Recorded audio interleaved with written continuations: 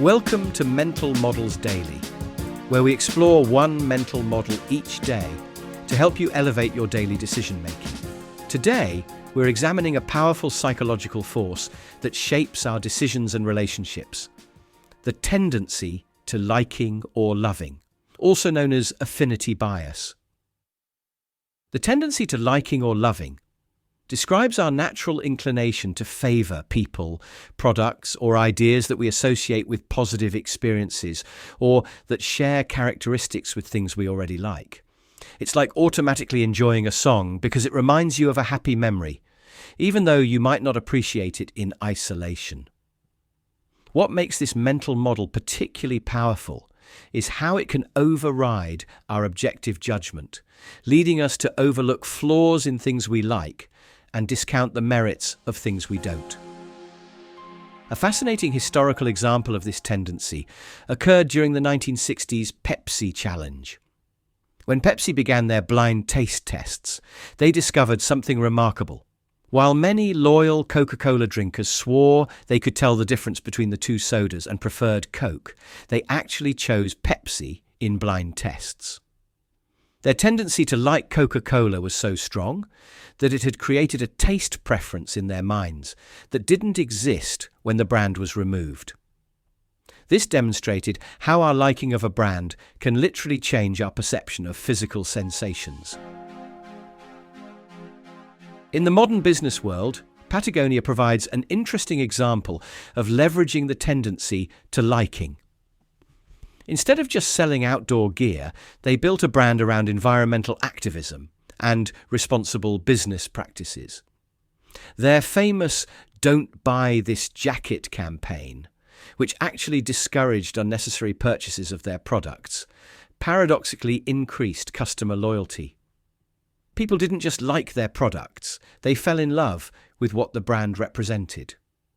By aligning with values their target customers already liked, they created an emotional connection that transcended typical consumer relationships. So, how can we apply our understanding of the tendency to liking in our daily lives? First, practice preference auditing. Regularly examine your likes and ask yourself, do I genuinely enjoy this? Or do I like it because it's associated with something else I like? It's like untangling Christmas lights. You need to separate each strand to see which ones are actually working and which are just along for the ride. Second, use the stranger perspective technique. When evaluating something you like, imagine explaining your preference to someone from a completely different culture or background. This exercise helps reveal whether your liking is based on inherent merit or merely familiar associations. It's like describing your favorite local dish to someone who's never encountered those flavors before. Third, implement controlled exposure to things you dislike.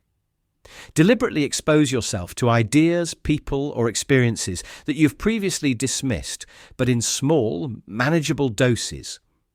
Often you'll find that initial dislike transforms into appreciation when you remove the burden of immediate judgment. It's like gradually acquiring a taste for coffee or jazz music. In conclusion, understanding our tendency to liking helps us make more objective decisions and build more authentic relationships. By recognizing how our likes can create blind spots and bias our judgment, we can work to ensure our preferences are based on genuine appreciation rather than mere association. In a world where likes and loves are increasingly commodified, this mental model serves as a crucial tool for maintaining authentic preferences and making clearer choices. Thank you for joining me today on Mental Models Daily. Until next time, may your likes be genuine, your judgments be clear, and your appreciation be authentic. For more mental models, please visit mentalmodelsdaily.com or find us on X or Instagram. Our podcast music was provided by thepodcasthost.com and Alitu, the podcast maker. Find your own free podcast music over at thepodcasthost.com/free music.